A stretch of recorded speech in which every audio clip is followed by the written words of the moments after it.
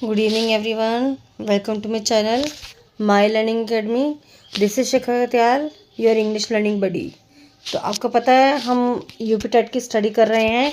Form तो आ ही रहे हैं, अभी भी चल रहे हैं। अभी भी मैं कह रही हूँ जिसने नहीं भरा है प्लीज़ फॉर्म फिलअप कर लीजिए, एप्लीकेशन दे दीजिए और फटाफट से इसकी स्टडी स्टार्ट कर दीजिए। ठीक है, तो अभी मैंने आपको डे 1 की स्टडी दी थी, मटेरियल दिए थे।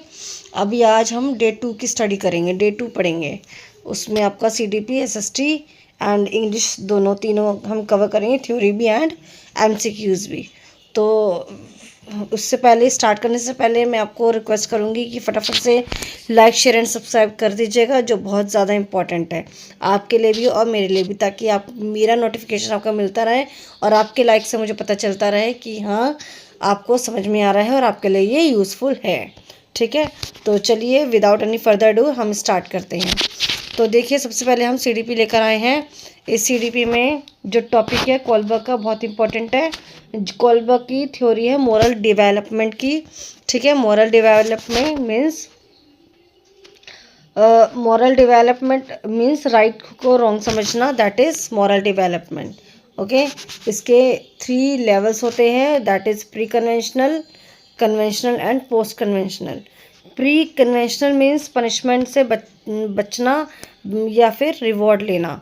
तो प्री कन्वेंशनल उसे कहते हैं कि बच्चा कुछ काम करके आता है क्योंकि उसे पनिशमेंट से बचना होता है, या फिर उसका मन करता है कि मैं अच्छा काम करूँगी तो टीचर मुझे अच्छा रिवॉर्ड देगी, अप्रिशिएट करेगी, कुछ वेरी गुड देगी, समथिंग लाइक दैट। तो वो प्री कन्वेंशनल होता है। कन्वेंशनल होता है कि सोसाइटी रूल्स को फॉलो करना, उसको कन्वेंशन कहते हैं कि डिसिप्लिन में रहना और सब कुछ फॉलो करना। पोस्ट कन्वेंशन मीन्स अपने मॉरल वैल्यूज़ से डिसीजन लेना, कि सोच समझ के, बिना किसी के बातों में आकर और सोच समझ के बात करना। ठीक है, इसे कहते हैं पोस्ट कन्वेंशनल।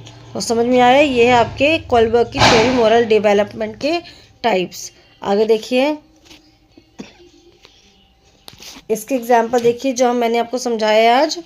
इसके जैसे कि बच्चा होमवर्क करता है पनिशमेंट से बचने के लिए, तो इसे कहेंगे प्री कन्वेंशनल। तो ये एक एग्जाम्पल इसका मैं आपके लिए लाई हूँ। नेक्स्ट देखिए, नेक्स्ट इसका CDP का टॉपिक है इंटेलिजेंस, मतलब प्रॉब्लम सॉल्विंग करने की एबिलिटी, इसको हम इंटेलिजेंस कहते हैं। ये 3 टाइप्स के बेसिक होते हैं, that is logical, linguistic and social. ठीक है, 3 टाइप्स के होते हैं, लॉजिकल, लिंग्विस्टिक एंड सोशल। हर बच्चा अलग इंटेलिजेंट होता है, अलग अलग इंटेलिजेंसी में होता है। आपको पता ही है कि कोई बच्चा बहुत गॉड गिफ्टेड होता है, वो एडवांस लेवल पे चल जाता है, उसको एक बार में समझ में आ जाता है। कोई बच्चा बार बार समझाने के बाद समझता है, कोई बच्चा थोड़ा ज़्यादा डाउन होता है और कोई बच्चा ठीक ठीक होता है। तो इस तरह सबकी अपनी अपनी इंटेलिजेंसी होती है, राइट। तो ये था आपका इंटेलिजेंस और उसके टॉपिक, उसके टाइप्स। नेक्स्ट देखिए, अब ये थे हमारे 3 टाइप, 2 टॉपिक थे CDP के। अब SST पे आते हैं। जो फर्स्ट है हमारा हिस्ट्री, उसमें रिवोल्ट जो है बहुत इम्पोर्टेंट है, 1857 का रिवोल्ट। इसका मतलब फर्स्ट वॉर ऑफ इंडिपेंडेंस। 1857 का जो रिवोल्ट हुआ था, ये था फर्स्ट वॉर ऑफ इंडिपेंडेंस। इसके की पॉइंट्स क्या हैं, जैसे कि ये ब्रिटिश रूल के अगेंस्ट हुआ था और इसके लीडर्स थे रानी लक्ष्मीबाई, बहादुर शाह जफर, ये इसके लीडर्स थे रिवोल्ट के। और ये क्यों हुआ था, कार्ट्रिजेस इशू को ग्रीस करने के लिए ये हुआ था। ठीक है, तो ये था इसका इम्पोर्टेंट पार्ट।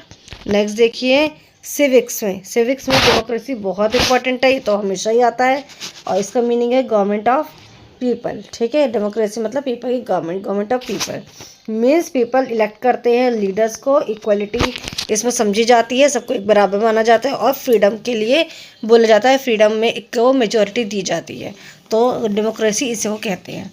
ठीक है, तो नेक्स्ट देखिए, अब आया हमारा इंग्लिश का पार्ट। इंग्लिश में क्या आपका मेन टॉपिक हो गया, आर्टिकल।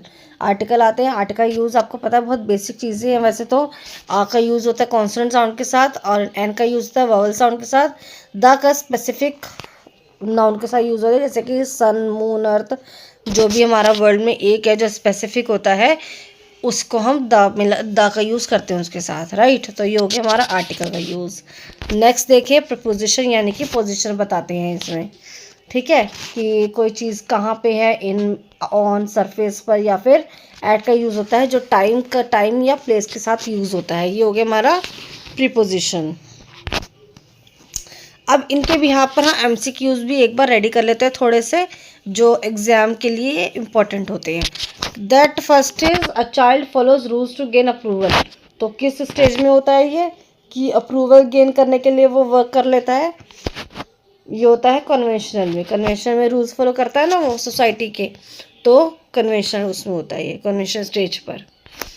और वर्क करता है वो पनिशमेंट अवॉइड करने के लिए, ये होता है प्री कन्वेंशन स्टेज पर। किस में होता है ये, प्री कन्वेंशन स्टेज पर होता है ये, ठीक है। Answer B. Intelligence means problem solving ability, ठीक है, answer B. Problem solving ability को कहते हैं इंटेलिजेंस। अब एसएसटी देख लीजिए। रिवोल्ट ऑफ 1857 को क्या कहा जाता है, फर्स्ट वॉर ऑफ इंडिपेंडेंस कहा जाता है, ठीक है।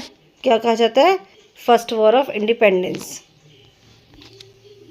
और इसका लीडर कौन था, इसका लीडर था रानी लक्ष्मीबाई। इसका लीडर था रानी लक्ष्मीबाई, इसकी लीडर थी, ठीक है। वैसे तो मैंने आपको दूसरा भी ऑप्शन दिया था, बट जो भी आता है उसमें से आपको सिलेक्ट करना होगा, इसलिए।